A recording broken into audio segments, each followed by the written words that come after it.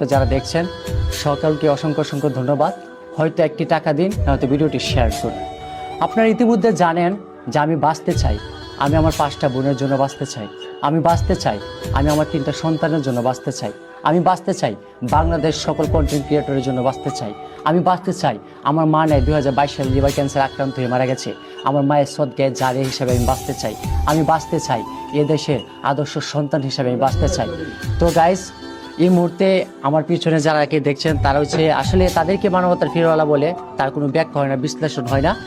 ওনারা কিছু fund collect করেছে। কত টাকা আসছে?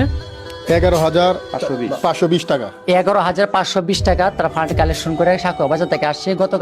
গতকালকে নাকি আরও ফান্ড কালেকশন করার কারণে কম আসছে, ইনশাল্লাহ আরও আসবে।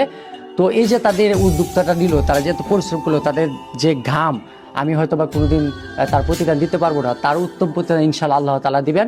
তো সকলকে আমি একটা কথাই বলবো, আপনার সবাই আমার পাশে দাঁড়ান। এই মুহূর্তে আপনার কিছু বলার আছে তাকে বলতে পারেন।